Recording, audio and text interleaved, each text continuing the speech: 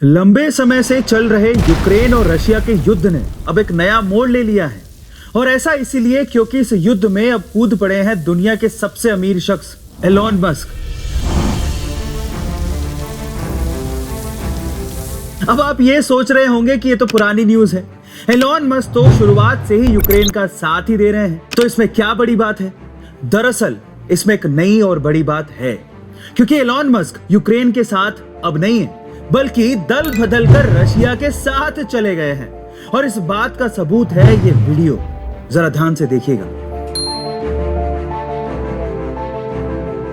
ये वीडियो है यूक्रेन देश के एक शहर का, जिसमें युद्ध के वक्त एलोन मस्क ने यूक्रेन को अपना स्टारलिंक इंटरनेट देकर यूक्रेन के लोगों की मदद की थी। Elon Musk has sent 3 batches of SpaceX Starlink satellites over Ukraine.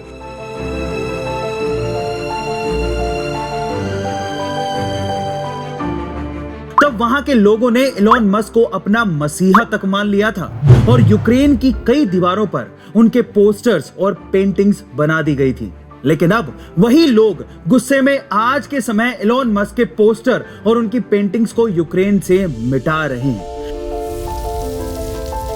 America के लोग भी एलोन मस्क को प्रो रशियन बोल रहे हैं, लेकिन ऐसा क्यों? कैसे एलोन मस्क अचानक से यूक्रेन के मसीहा से एक दुश्मन बन गए और अमेरिका के लिए प्रो रशियन? जानेंगे मेरे यानी कि अरविंद अरोड़ा के साथ डीप एनालिसिस विद A2 में।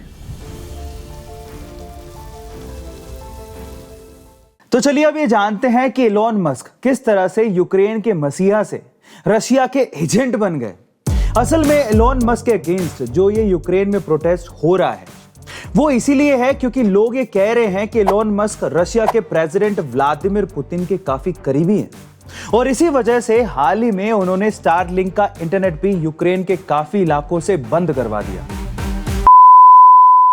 दरअसल ये सारी कंट्रोवर्सी शुरू हुई थी एलोन मस्क के इस ट्वीट से, जिसमें एलोन मस्क ने यह लिखा है कि मेरे हिसाब से अगर यूक्रेन और रशिया को युद्ध खत्म करना है तो जो यूक्रेन के 20 इलाके हैं जिन पर रशिया ने कब्जा कर रखा है, उन इलाकों में वोटिंग होनी चाहिए और उनके हिसाब से तय होना चाहिए कि ये इलाके रशिया के साथ जाएंगे या यूक्रेन के।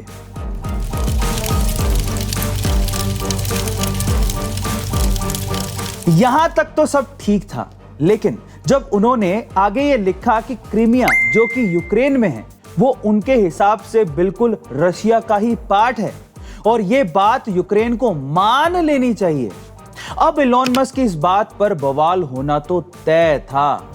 यूक्रेन के लोगों को एलोन मस्क की ये बात बिल्कुल भी पसंद नहीं आई। यहां तक कि खुद यूक्रेन के राष्ट्रपति जेलेंस्की ने एलोन मस्क की आलोचना करते हुए कहा कि हम उस एलोन मस्क को अब तक अपना मसीहा मान रहे थे जो खुद रशिया को सपोर्ट करता है।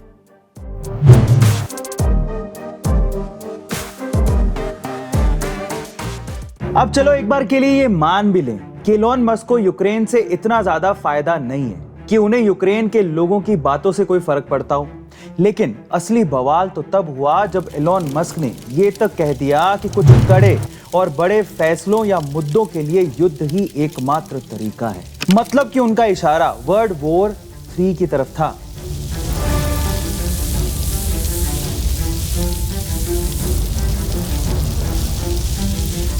और जब ये बात अमेरिका की हेडलाइंस बनी तो अमेरिका में भी बवाल मच गया, क्योंकि युद्ध की बात तो सिर्फ रशिया के राष्ट्रपति व्लादिमीर पुतिन ही करते हैं और सिर्फ रशिया ही इस युद्ध के पक्ष में है। इसका सीधा मतलब है कि एलोन मस्क भी रशिया से मिले हुए हैं और अब इस बात से गुस्साए अमेरिकन लोग एलोन मस्क को प्रो रशियन बोलने लगे, जिसमें अमेरिका के एक मिनिस्टर ने तो ये तक कह दिया कि एलोन मस्क अब तक पुतिन के इशारों पर ही काम कर रहे थे। अब यह आरोप तो बहुत ज्यादा बड़ा है, सिर्फ इसीलिए नहीं कि अमेरिका पुतिन को अपना सबसे बड़ा दुश्मन मानता है, बल्कि यह आरोप इसलिए भी ज्यादा बड़ा है क्योंकि एलोन मस्क बहुत लंबे समय से जोए बिडेन के खिलाफ बोलते आ रहे हैं। क्योंकि जब से जोए बिडेन प्रेसिडेंट बने हैं तब से एलोन मस्क जोए बिडेन से कभी भी 1-to-1 नहीं मिल पाए हैं और बिडेन ने भी काफी बार एलोन मस्क की कंपनियों जैसे कि स्पेसएक्स और टेस्ला को इग्नोर किया है, जिसके बाद सोशल मीडिया पर एलॉन मस्क ने जोए बिडेन को ये तक कह दिया था कि जोए बिडेन सिर्फ एक कठपुतली है और पार्टी तो कोई और ही चला रहा है। और अब इन सब बातों की वजह से एलॉन मस्क की अपने ही देश में ये इमेज बन गई है कि एलॉन मस्क चाइना और रशिया के सपोर्ट में ज्यादा बोलते हैं और काफी बार अपने ही देश अमेरिका की बुराई करते दिखते हैं। अब आप लोग ही बताइए कि इसे क्या कहेंगे। हाँ, हर देश में राइट टू स्पीक यानी कि बोलने का अधिकार सबको होता है, लेकिन अपने ही देश के खिलाफ बोलना ये कहां तक जायज है? क्योंकि जरा सोचिए कि अगर अमेरिका में चाइना जैसा सिस्टम होता तो जो चाइना की गवर्नमेंट ने जैक मा के साथ किया है वो आज एलॉन मस्क के साथ भी हो सकता था और शायद उससे भी बदतर, क्योंकि अपने ही देश की लगातार बुराई करना किसी बड़े जुर्म से कम नहीं है। और दोस्तों, आपको नहीं लगता कि एलॉन मस्क कभी-कभी कुछ ज्यादा ही बोल जाते हैं? कुछ इतना ज्यादा कि दो देशों के बीच में युद्ध तक की नौबत आ जाए और खुद के ही देश में खुद के खिलाफ प्रोटेस्ट होने लगे।